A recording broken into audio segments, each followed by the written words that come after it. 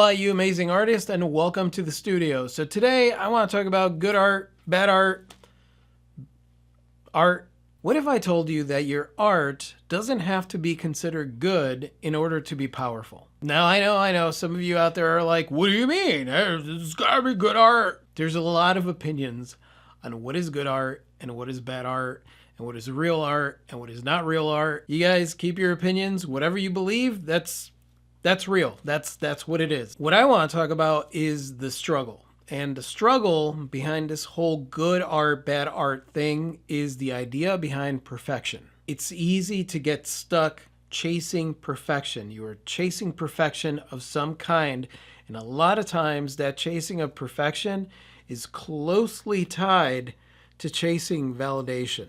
The reason I want to talk about this is because the pressure to be good, the pressure for your artwork to be perfect, kills creativity. Creating art starts to feel more like a job and less of something that you love doing. So there are three things that I think about whenever I think about my art being good or bad. And here, this is important.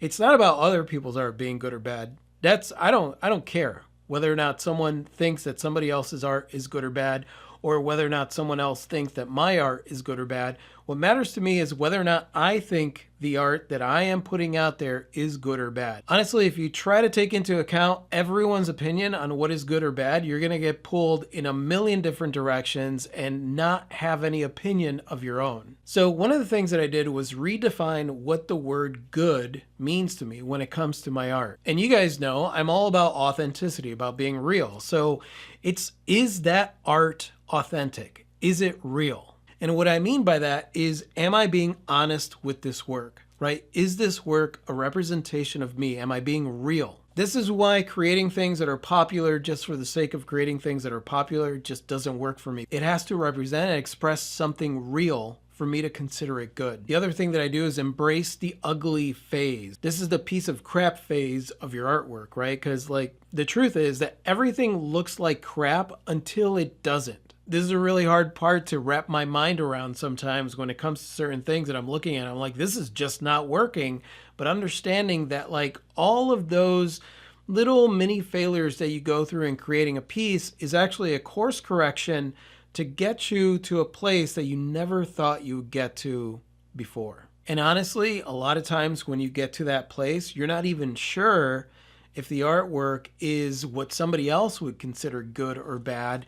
You just know that you created something new. Now, the question there for me is, I'm like, well, is it authentic? Is it real? Is it a representation of me? How do I feel about this piece? And then if I feel that it's good, even if my brain is saying nobody else is going to like this, right? Because we all do that with our art. We're like, nobody's going to like this. Then I share it anyway. Even if it's not perfect, even if I think, oh, well, nobody really liked this, I just share it anyway, because you never know who out there needs that piece of real, authentic art, beautiful art, because art doesn't need to impress. If you're creating art because you want to impress people, then right there, you're chasing validation without even realizing it. But if you're creating art because you want to connect with people, then that's a different motive, because you know that you want to connect with your people that are going to find your art, resonate with it, resonate with you, because it means something to them because it's real. All of that, when it comes to putting your art out there,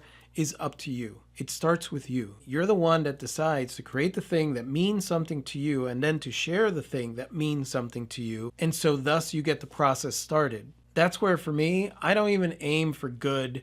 Oh, this is good art, whatever. I aim for truth. This is truthful art. This is real. This is real to me. This is what's going to get out there. Because honestly, that's my best work. The best work that I create is the stuff that is authentic and real to me.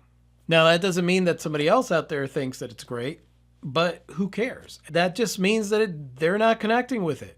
So, there's that. That's all I've got today. And hey, I'm curious to know, what is your interpretation? What is your definition of good art versus bad art? Go ahead and leave that in the comment section below. And thank you guys so much for watching. You guys are absolutely amazing, and I totally adore you. And if you like this and you want to watch more like this, click right over here to subscribe, and that's it. I will talk to you later. Adios.